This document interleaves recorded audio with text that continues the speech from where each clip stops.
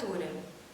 E bom, muitas pessoas perguntam, mas aonde está a prova de literatura no Enem? Porque quando nós abrimos a prova de linguagens, dá certinho dividido em inglês, espanhol e português. E português está misturado, literatura, gramática. Então, em que momento tem gramática e tem literatura ali naquela prova? E outra coisa, outra pergunta que muitos de vocês fazem: o que é escola literária? Quem começou primeiro? Qual é barroco? O que é romantismo? Machado de Assis está em que escola literária?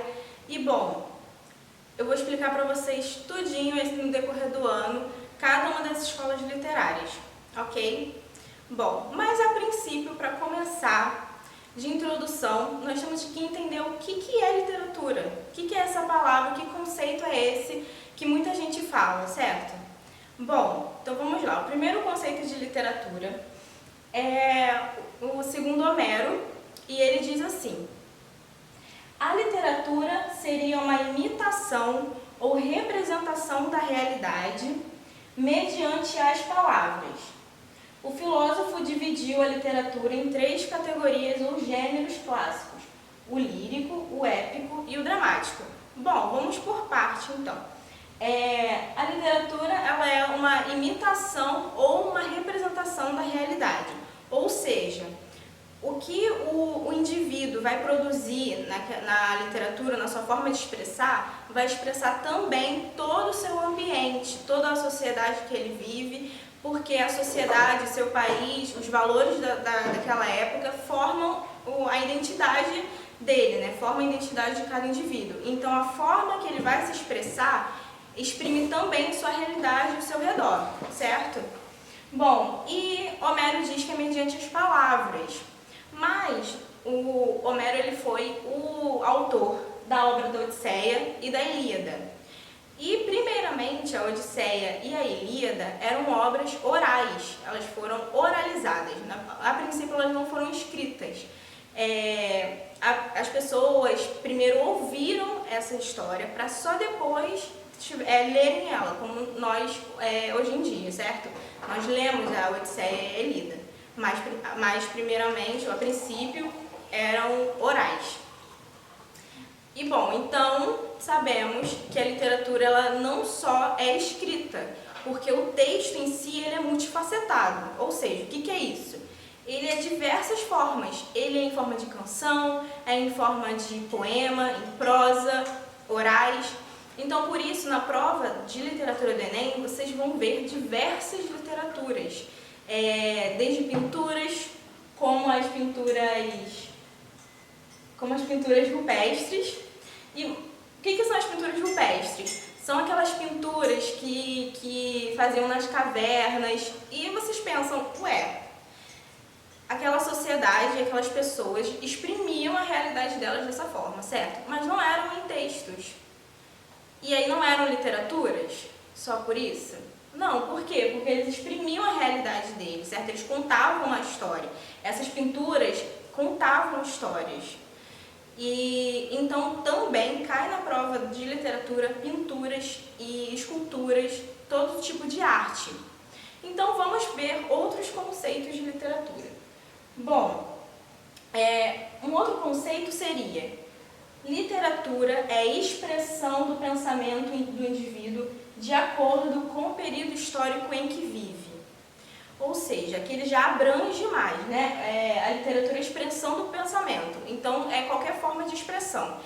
E outra coisa muito importante, de acordo com o período histórico em que ele vive, ou seja, por isso que tem as escolas literárias, porque cada indivíduo exprime de uma forma, exprime os valores daquela época. Então, o que nós lemos hoje na poesia contemporânea é um pouco diferente do que do barroco, porque os valores da época dos autores barrocos são completamente diferentes dos atuais.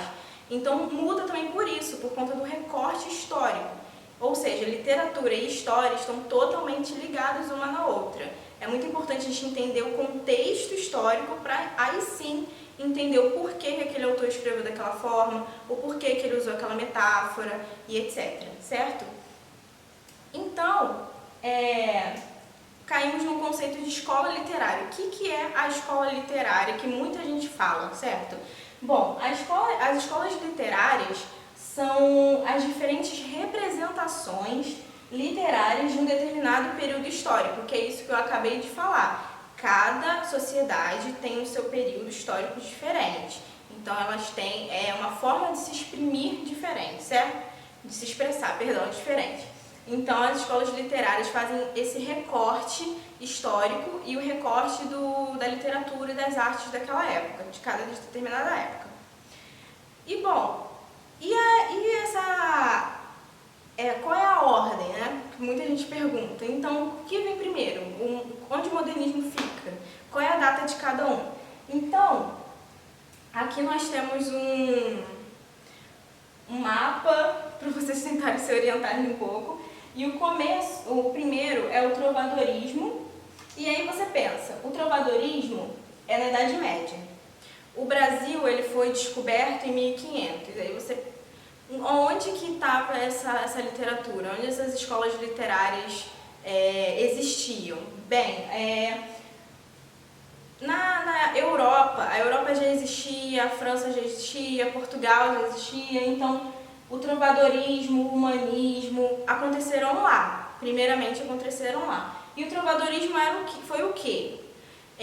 Canções, naquela época eles cantavam e, como eu disse antes, eles cantavam muito sobre a sua época, então eles não falavam tão abertamente como nós falamos hoje em dia. Então eles usavam muitas metáforas de mar, campo, que é o que eles viviam naquela época, né? Bem diferente de hoje.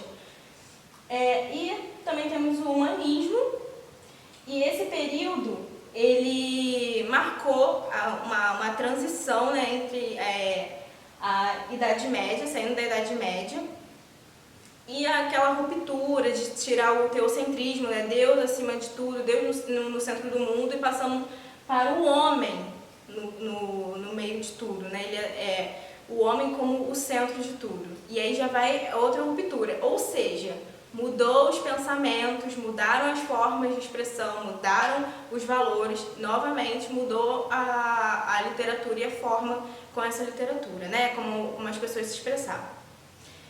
E bom, vem o quinhentismo, que já é 1500, o Brasil já existia, mas ainda não tinha uma literatura brasileira, né? Uma literatura feita por um autor brasileiro, ainda não existia. E o classicismo também está no meio do quinhentismo, e o classicismo também na burguesia, o nascimento da burguesia, novamente essa questão do homem no centro de tudo, eles mudavam da Idade Média para a Idade Moderna, o classicismo já está na Idade Moderna, então outra ruptura, né? Outra forma de expressão. E aí finalmente chega o Barroco, que é onde nós temos nossa primeira obra escrita por um autor brasileiro, é uma primeira obra brasileira, e não só o Barroco foi muito conhecido como não só a escrita, né? Não só como textos literários, mas a arquitetura. Minas Gerais, por exemplo, é um centro histórico barroco, mas nas outras aulas nós entenderemos melhor o que foi o Barroco, né? E bom, a próxima seria o Arcadismo, entre 1768 e 1836. Depois, estou falando bem rápido porque depois eu vou entrar em cada um e explicar para vocês direitinho. Bom, aí vem o Romantismo, em 1836 e 1881. E aí tem muito aquela questão, né, do que é romance e o que é romantismo. Eu estou escrevendo romance, então eu sou parte da escola literária do romantismo. Tem muitas dessas questões, muitas dessas perguntas. E o realismo, 1881 a 1922. O naturalismo, também na mesma época, né, do realismo. O parnasianismo, também, elas estão todas ligadas uma à outra, né, mas são bem diferentes. O simbolismo também, são todas no mesmo período. E aí vem o modernismo. E bom, o modernismo ele é dividido em 3 fases, né? A primeira, a segunda e a terceira. E são fases bem diferentes uma da outra, também nós veremos, né, seguir, que é o Drummond, a Clarice Lispector, Guimarães Rosa e depois o contemporâneo. Mas a terceira fase do modernismo, alguns autores, alguns teóricos ainda dizem que não acabou, que ainda está na época moderna, então nós vamos ver isso muito nessa discussão futuramente. E, ultimamente, o contemporâneo, né, que foi após essa época moderna, essa terceira fase do modernismo, entrou o contemporâneo, que é o que estamos vivendo hoje, certo? Bom, gente, então é isso. Essa foi a nossa aula introdutória de hoje. Foi bem rapidinho, só para vocês terem noção, responder algumas perguntas, sabermos o conceito de literatura. A princípio de tudo, é muito importante nós sabermos de onde veio essa literatura, como o homem se expressava, para podermos finalmente entrarmos mais a fundo nas escolas literárias. E bom, até a próxima aula. Obrigada!